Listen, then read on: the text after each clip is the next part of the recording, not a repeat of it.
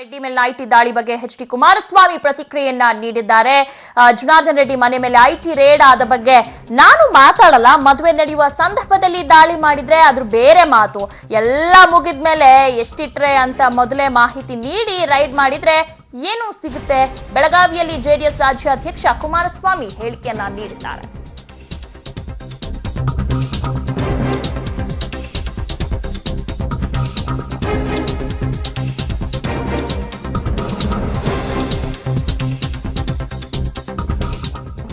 ರೆಡ್ಡಿ ಮೇಲಿನ ಐಟಿ ದಾಳಿ ಬಗ್ಗೆ ಎಚ್.ಡಿ. ಕುಮಾರಸ್ವಾಮಿ ಪ್ರತಿಕ್ರಿಯೆಯನ್ನ ನೀಡಿದ್ದಾರೆ. ಜನಾರ್ದನ್ ರೆಡ್ಡಿ ಮನೆ ಮೇಲೆ ಐಟಿ ರೇಡ್ ಆದ ಬಗ್ಗೆ ನಾನು ಮಾತಾಡಲ್ಲ. ಮದುವೆ ನಡೆಯುವ ಸಂದರ್ಭದಲ್ಲಿ ದಾಳಿ ಮಾಡಿದ್ರೆ ಅದು ಬೇರೆ ಮಾತು. ಎಲ್ಲ ಮುಗಿದ್ಮೇಲೆ ಇಷ್ಟೇ ಇಟ್ರಿ ಅಂತ ಮೊದಲೇ ಮಾಹಿತಿ ನೀಡಿ ರೈಡ್ ಮಾಡಿದ್ರೆ ಏನ್ ಸಿಗುತ್ತೆ? ಬೆಳಗಾವಿಯಲ್ಲಿ ಜೆಡಿಎಸ್ ರಾಜ್ಯಾಧ್ಯಕ್ಷ ಕುಮಾರಸ್ವಾಮಿ ಅವರು ಹೇಳಿಕೆಯನ್ನ ನೀಡಿದ್ದಾರೆ. ಸದನದ ಒಳಗೆ ಇಷ್ಟು ಕಾವೇರಿದ ಚರ್ಚೆಗೆ ಕಾರಣವಾಗಿದ್ದು ಅಧಿವೇಶನದ ಹೊರಗೆ ನಡೆದ ರೈತರ ಪ್ರತಿಭಟನೆ. ಬರ ನಿರ್ವಹಣೆ, ಬೆಳೆ ಪರಿಹಾರಕ್ಕಾಗಿ ಒತ್ತಾಯಿಸಿ ಸಾವಿರಾರು ರೈತರು ಅಧಿವೇಶನಕ್ಕೆ ಮುತ್ತಿಗೆ ಹಾಕಲು ಮುಂದಾದರು. ಆಗ 500ಕ್ಕೂ ಹೆಚ್ಚು ರೈತ ಹೋರಾಟಗಾರರನ್ನ ಬಂಧಿಸಿ ಗ್ರಾಮದ ಮೈದಾನದಲ್ಲಿ ಕೂರಿಸಿ ಪೊಲೀಸ್ ಸರ್ಪಕಾವಲು ಹಾಕಿದ್ರು.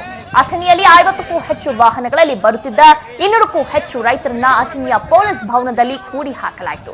ಬೆಳಗಾವಿ ಅಷ್ಟೇ ಅಲ್ಲ, ಶಿವಮೊಗ್ಗದಲ್ಲೂ ನೂರಾರು ರೈತರು ಜಿಲ್ಲಾಧಿಕಾರಿ ಕಚೇರಿ ಎದುರು ಧರಣಿ ಕೂತರು.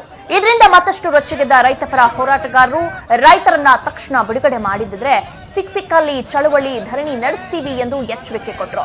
ಈ ಹಿಂದೆ ಗುಂಡೂರಾವ್ ಸರ್ಕಾರಕ್ಕೆ ಬಂದ ಗತಿಯೇ ಈ ಸರ್ಕಾರಕ್ಕೂ ಬರುತ್ತದೆ ಅಂತ ತಮ್ಮ ಸಿಟ್ಟನ್ನ ಹೊರಹಾಕಿದ್ರು.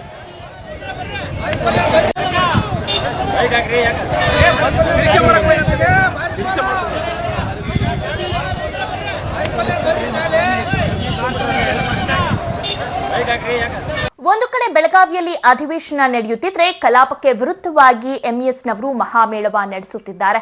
ಪೊಲೀಸರು ಅನುಮತಿ ನೀಡದಿದ್ರೂ ಕಾನೂನು ಉಲ್ಲಂಘಿಸಿ ಎಂಇಎಸ್ ಮಹಾಮೇಳ ನಡೆಯುತ್ತಿದೆ. ಈ ಮೇಳಕ್ಕೆ ಶಾಸಕ ಸಂಭಾಜಿ ಪಾಟೀಲ್, ಅರವಿಂದ್ ಪಾಟೀಲ್ ಭಾಗವಹಿಸಿದ್ರು. ಎಲ್ಲಿವರೆಗೂ ಕರ್ನಾಟಕ ಬೆಳಗಾವಿಯಲ್ಲಿ ಅಧಿವೇಶನ ನಡೆಸುತ್ತೋ ಅಲ್ಲಿವರೆಗೂ ಮಹಾಮೇಳವ ನಡೆಸ್ತೀವಿ ಅಂತ ಧಿಮಾಕು ಪ್ರದರ್ಶಿಸಿದ್ರು. ಟಿಪ್ಪು ಜಯಂತಿ ಮಾಡಿದ್ದರಿಂದ ರಾಜ್ಯ ಸರ್ಕಾರಕ್ಕೆ ಬಂದಿದ್ದೇನು ಅನ್ನೋದು ನನಗೆ ಗೊತ್ತಿಲ್ಲ. ಕಾರಣ ಪಾರಂಪರಿಕವಾಗಿ ಚರಿತ್ರೆ ಭಾಗಗಳೇ ಭಾರತದ ಚುನಾವಣಾ ಚರಿತ್ರೆಯಲ್ಲಿ ನೋಡುವುದಾದರೆ ಸಾಮಾನ್ಯವಾಗಿ ಅಲ್ಪಸಂಖ್ಯಾತರು ಕಾಂಗ್ರೆಸ್ ಜೊತೆಯೇ ಇದ್ದಾರೆ. ಹಾಗಾಗಿ ಅವರ ಜೊತೆಯೇ ಇರುವವರನ್ನ ಮತ್ತೆ ಅವರನ್ನೇ ಮೆಚ್ಚಿಸಲು ಯಾಕೆ ಮಾಡ್ತಾರೆ ಅನ್ನೋದು ಒಂದು ಆರೋಪ. ಬ್ರೇಕಿಂಗ್ ನ್ಯೂಸ್ ಇದೆ. ಯಲ್ಲಪ್ಪ ಮೃತದೇಹ ತಿಪ್ಪಗೊಂಡನಹಳ್ಳಿ ಜಲಾಶಯದಲ್ಲಿ ಈಗ ಪತ್ತೆಯಾಗಿದೆ ಅನ್ನುವಂತ ಬ್ರೇಕಿಂಗ್ ನ್ಯೂಸ್ ಸಿಗ್ತಾ ಇರುವಂತದ್ದು. 2 ದಿನಗಳ ಬಳಿಕ ಯಲ್ಲಪ್ಪನ ಮೃತದೇಹ ಪತ್ತೆಯಾಗಿದೆ.